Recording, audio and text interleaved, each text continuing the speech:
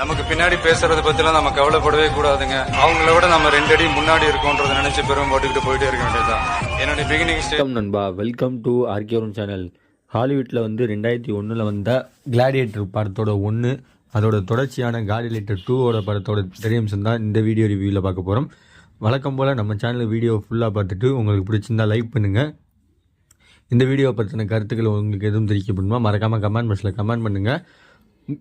பிடிச்சிருந்தா இந்த சேனலை சப்ஸ்கிரைப் பண்ணுங்கள் ஃப்ரெண்ட்ஸ். கிளாடியேட்டர் 1 படம் பார்த்தவங்களுக்கு இந்த படத்தோட பார்ட் 2 புரியும். ஏன்னா அதோட தொடர்ச்சியாக தான் இந்த படம் எடுத்திருக்காங்க. கிட்டத்தட்ட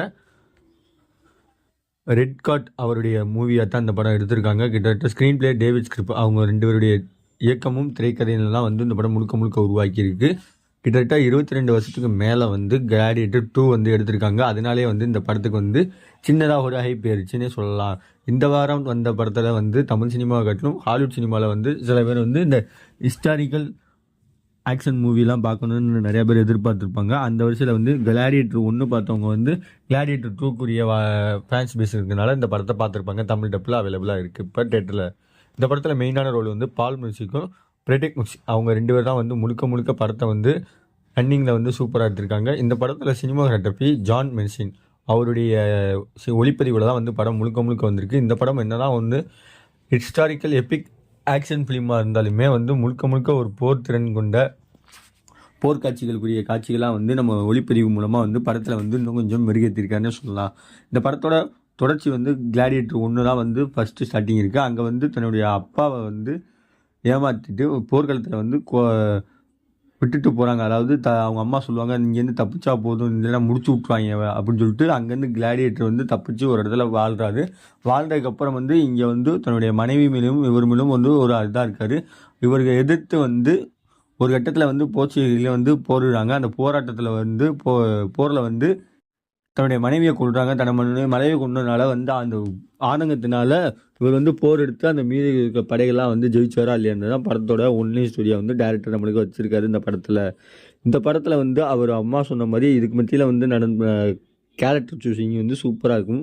அவங்க அம்மாக்குரிய பாசத்தையும் அந்த மனைவி உரிய லவ் காட்சிகளையும் இன்னும் கொஞ்சம் மேன்மைப்படுத்தியிருக்கலாம் படத்தில். அது இன்னும் கொஞ்சம் படத்தில் மேன்மைப்படுத்தாமல் கொஞ்சம் ஆவரேஜாக ஏதோ தானோன்னு எடுத்த மாதிரி இந்த படத்தில் எனக்கு பார்க்கும்போது ஃபீல் ஆச்சு. உங்களுக்கு எப்படி ஃபீல் ஆச்சுன்னு உங்களுக்கு தெரியும்.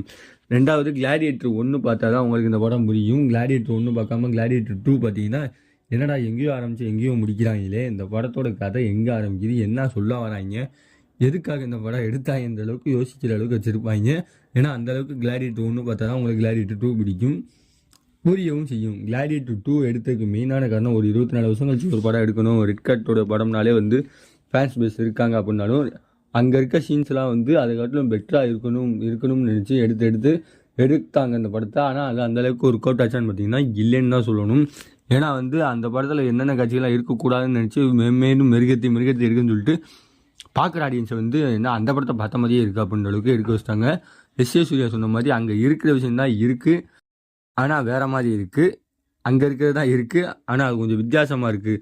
அந்த மாதிரி அந்த கிளாடியேட்டர் படம் 1க்கும் 2க்கும் உரிய வித்தியாசமான காட்சிகளாக கொண்டு வந்திருப்பாங்க.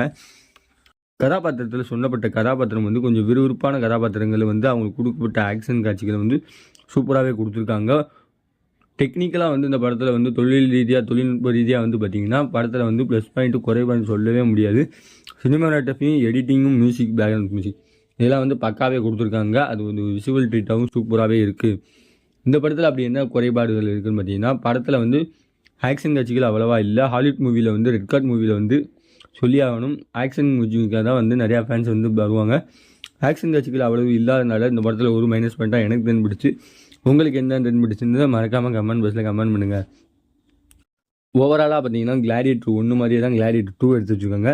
24 வருஷத்துக்கு கழிச்சு எடுத்திருக்காங்க. அதாவது கிட்டத்தட்ட அந்த படத்தில் நடித்த 2 பேர் தான் இந்த படத்தில் தொடர்ந்து நடிச்சிருக்காங்க. அதாவது ஹாலிவுட் படத்தை சொல்லணும்னா 60, 70 வயசு 80 வயசு வரைக்கும் தான் தாத்தா பேரன் பேத்தி எடுக்கிற வயசில் நடித்து மாஸ்க் காட்டிக்கிட்டு இருக்காங்க. அதை தமிழ் சினிமாவில் வேர்ல்டு சினிமாவில் ஃபுல் அண்ட் ஃபுல் செலிப்ரேட் பண்ணிக்கிட்டு இருக்காங்க.